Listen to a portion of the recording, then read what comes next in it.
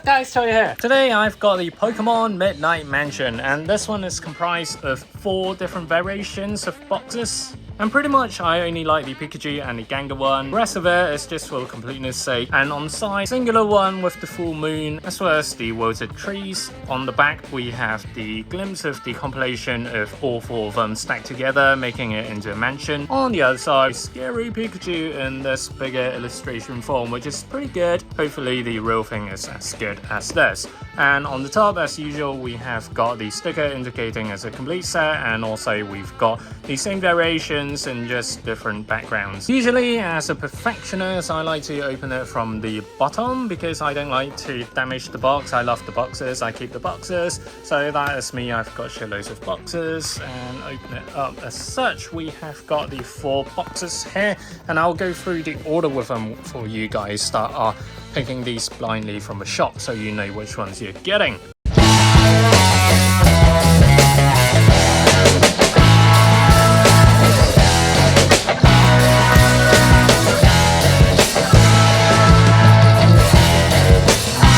Front top we have got Gengar, top back Jupiter, I can't remember B or P, but anyways Jupiter. Bottom front we've got Pikachu and Duskull. Bottom back Caspio.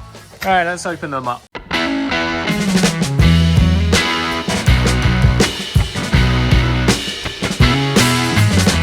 Okay, so everything is out, and I just want to go through with you these houses first, or rooms depending what you prefer, with the 2 roofs that kind of leans on the left. The right hand side ones, it leans on the right respectively. Everything else is identical for all 4 of them, so I'll be opening up one of them just to show you guys. These pieces, they are pretty flimsy and also pretty thin in terms of what they've used for the plastic. Here we see the window screen, and it's hollow, as you can see my fingers kind of going through it, my fingernail. And also these curtain bits are made of soft plastic, and the mold is pretty good. You can see this face kind of like Oogie Boogie from The Nightmare Before Christmas, and everything else is painted well, I'd say. The burgundy color and the grey frame looks really good as a whole. The rip effect is definitely there. In terms of the interior of the room itself, fairly simple. We have this beige wall complemented by these brown wooden boards. One thing I don't like are the circle parts that lies all over the place. It kind of takes me out of the immersion. Onto the floorboard, it's pretty nice in terms of smoothness. It's fairly plain, very simple illustration. Red and burgundy diamond motif, nothing special here. To the outside we have got the walls. There are dents and cracks, weathering, whatnot of bricks in purple, which is nice. But do be careful, there are some parts that are quite sharp because of the finishing that's quite bad, such as these ones you see here, and already you can see at the top, these are very thin plastic. The ones that'll cut your finger probably. In the center we've got 2 pillars, and these are nicely sculpted. And at the center, of course, we've got the window frame that I've talked about just now. But it's a shame that on the exterior side there are no depths, additional depths compared to the inside, because inside there is the curtain concealing the frame in terms of the details, but I definitely prefer them to add something here rather than just plain. So smooth, come on. On the other side is the same as well. For the roofs, they are sculpted pretty nicely, as you can see the different tiles, and it's pretty shiny as well. I like the sculpt with this. If you were to assemble all the housing, well, all the room pieces together, take off the roof and just slot this on accordingly.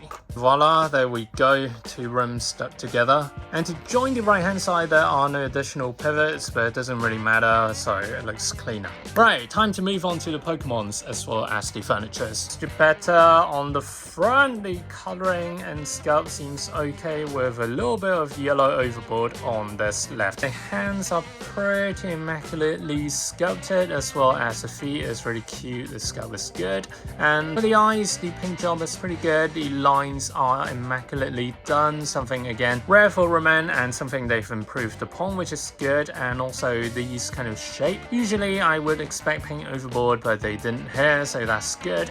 And moving on to the back, we have got Geppetto's tail in yellow in this kind of funky shape. It looks like the feet of a duck sideways. At the top, we've got this squiggly head. This is where the joint comes in, and here we've got a large gap, as you can see at the bottom. But luckily, we're viewing this from the front, and it looks pretty cute with the different blocks. Red, navy. Reminds me of one of those kindergarten toys that you have when you're small. So essentially you slot the different shapes of blocks. So yeah, different pieces here and there. And also we have got a cushion. Some nice stitching. These are sculpted, not just painted or printed on, with some of the interior cotton coming out, which is pretty nice.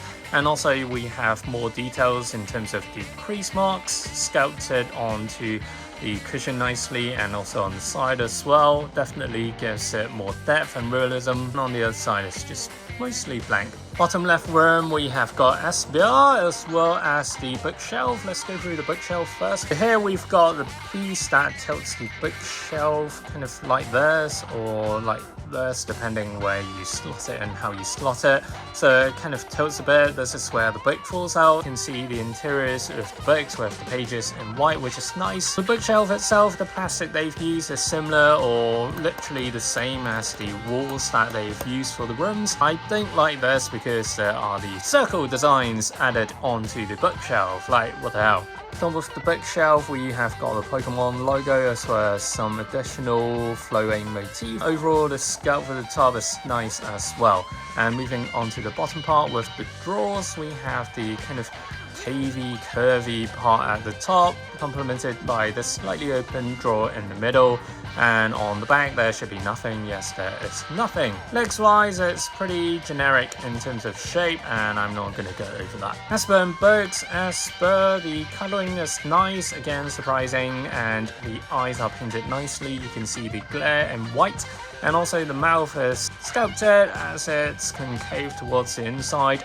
Legs, or shall I say all the limbs, stuff that's coming out is pretty nicely sculpted as well. On the side, back, we can see the tail, and it's overall pretty nicely sculpted. Not a lot of colours used here, but it's good overall. At the bottom, we have a few books, again nicely sculpted, all stacked together. Some of the pages that are more visible and sculpted, as you can see the lines are pretty apparent, so it's a nice touch. Right hand side, at the top we have got Gengar. Right, so this Gengar kind of floats upside down, so it's like they're supported by this transparent acrylic piece.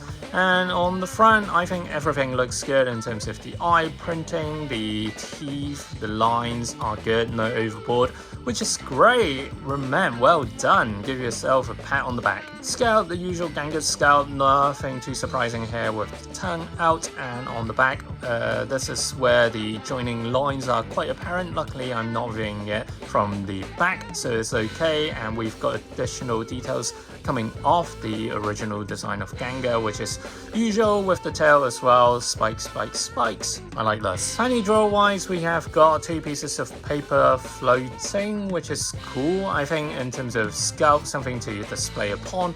It's nice. The drawer coming out is a nice touch, but however, I think they really messed up on this. This is something similar to when you unclip pieces from a Gundam mold. This just looks crude. Nothing much really. Design simple, legs simple. Not going to blabber on about it. Again, another floating Pokemon. Paint job is fair, nothing too challenging here. The most difficult part should be the inside for the eye, but it looks okay.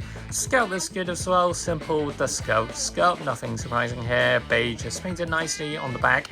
The two bones are painted nicely as well. I like this. And the tail and the headpiece are sculpted nicely as well. Some crease marks here. Chair wise, this was bubble wrapped, and I do understand why, because the legs are pretty flimsy and the plastic they've used is this kind of super brittle and fragile plastic similar to the walls. Sculpt wise, I like the shape. I like the sculpted concave details for this back bit, which is really, really nice. Really like this chair. Not usually something I'd say. I have a lot of expectations for these stuff since these are kind of supplementary added on pieces. Pikachu is scared Pikachu, of course. You can see from his eyes and expression hiding underneath the chair. As such, I'll pose it in just a moment. Paint job wise, it's good. The cheeks, mouth line is really good. Nothing overboard here. Other than the ear on the left hand side, you can see the yellow and black going overboard on each other, kind of overlapping a bit. Same with this right hand side as well. On the back, we have got the tail sculpted nicely. The brown are painted on nicely as well. Some additional excess plastic here on the back, on the butt essentially. Not going to remove that, otherwise the paint's going to come off. Right, let's get some really nice shot for the mansion.